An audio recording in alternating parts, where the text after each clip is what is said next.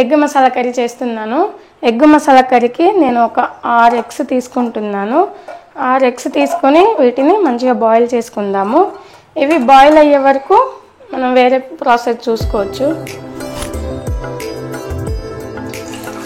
కొద్దిగా నీళ్లు పోసుకొని ఉడకబెట్టుకుంటున్నాను. ఇవి ఉడికేలోపు మిగతా ప్రాసెస్ చేసుకుందాం.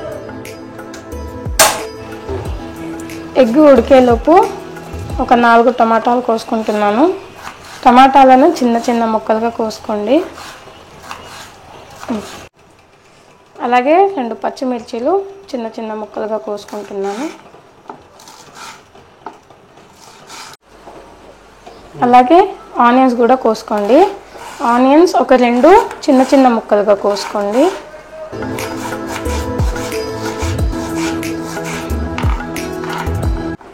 ఫ్రై కోసం ఒక 2 ఆనియన్స్ నిలువుగా కోసుకోండి.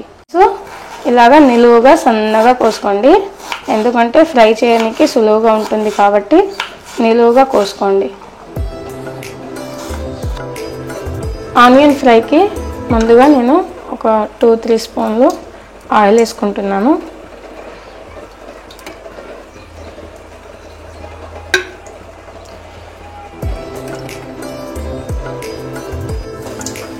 ఆయిల్ కాగిన తర్వాత ఆనియన్స్ వేసుకుంటున్నాను.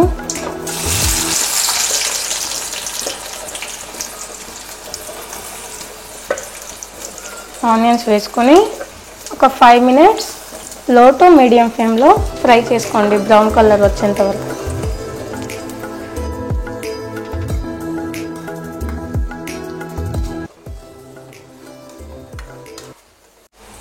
సో చూశారు కదండి, ఎగ్స్ మంచిగా నీట్గా బాయిల్ అయ్యాయి. వీటిని కింద దింపేసుకొని నీట్గా పొట్టు ఒలుచుకొని పక్కన పెట్టుకుందాం.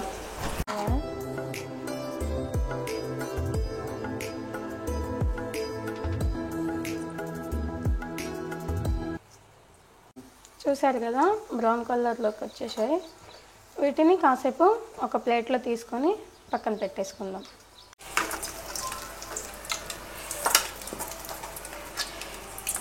చల్లారిన తర్వాత మిక్సీ పట్టుకోవచ్చు.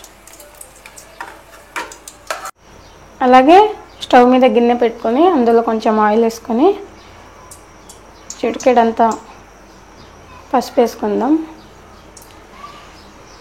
ఆయిల్ కొంచెం వేగాక ముందుగా బాయిల్ చేసుకున్న ఎగ్స్ ఉంటాయిగా, ఆ ఎగ్స్లను ఈ ఆయిల్లో ఫ్రై చేసుకుందాం.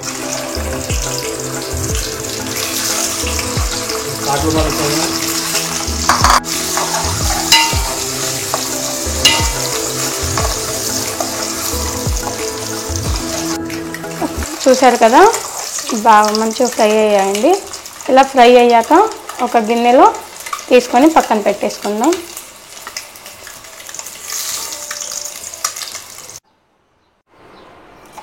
ఇదే ఆయిల్లో కొద్దిగా జీలకర్ర, అలాగే ఆవాలు,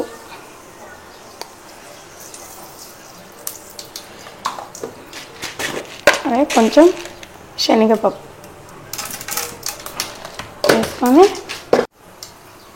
పోపు అంతా వేగాక ముందుగా కట్ చేసి పెట్టుకున్న పచ్చిమిర్చి,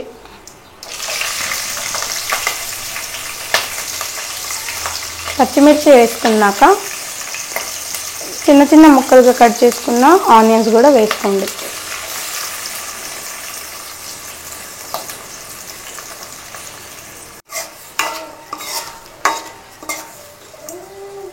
ఇలా లో టు మీడియం ఫ్లేమ్లో కాసేపు ఫ్రై అవ్వనివ్వాలి. ఇది ఫ్రై అయ్యేలోపు మనం మసాలా నూరి పెట్టుకుందాము. ముందుగా ఫ్రై చేసి పెట్టుకున్న ఆనియన్స్ పెట్టుకుందాము. ఆనియన్ ఫ్రెష్ పెట్టుకున్నాక కొన్ని పల్లీలు, అలాగే ఒక 2-3 మిరియాలు, ఒక దాల్చిన చెక్క,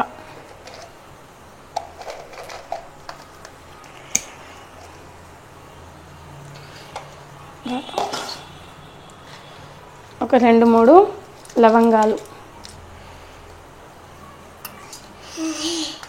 ఒక 2 జీడిపప్పు,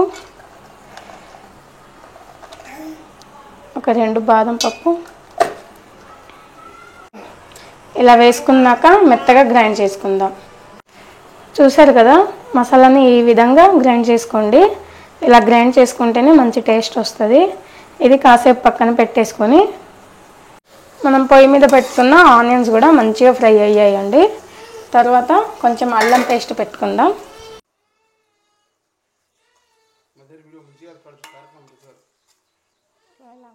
కొద్దిగా పసుపు కూడా వేసుకుందాము.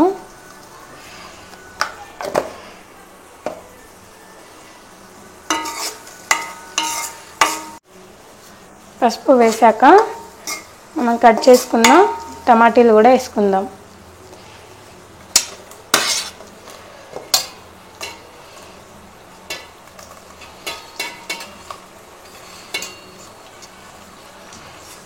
టమాటాలు బాగా కలిపాక టేస్ట్కి సరిపడంత ఉప్పు వేసుకుందాము.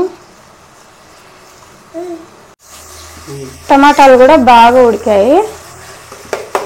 తర్వాత 1 స్పూన్ కారం వేసుకుందాం. మీకు సరిపోయేంత వేసుకోండి కారం. నేను కొంచెం మిడిల్లో తింటాం కాబట్టి నేను కొంచెం వేసుకుంటున్నాను.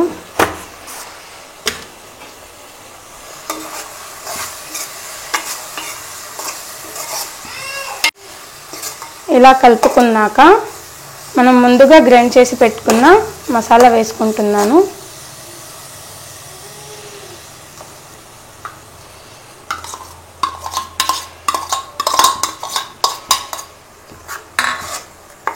ఈ మసాలా అంతా పచ్చి వాసన పోయేంత వరకు కలుపుకుంటూ లో టు మీడియం ఫ్లేమ్లో ఫ్రై చేసుకోండి. చూశారు కదా, ఇలా ఆయిల్ పైకి వచ్చిందంటే ఇది పచ్చి వాసన పోయినట్టే అండి. ఇందులోకి కొద్దిగా గ్రేవీ కోసం వాటర్ వేసుకుందాం.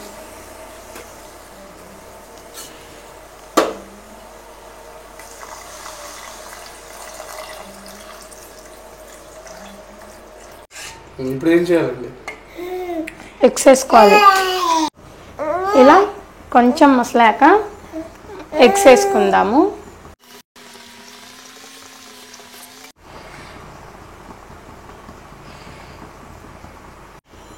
ఒక 5 మినిట్స్ పాటు లో టు మీడియం ఫ్లేమ్లో ఉడకనిద్దాం. చూశారు కదా ఎంత బాగా వచ్చిందో. లాస్ట్కి కొంచెం గరం మసాలా వేసుకొని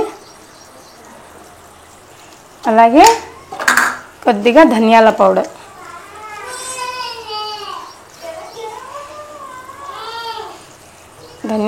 వేసుకొని కొంచెం కలిపాక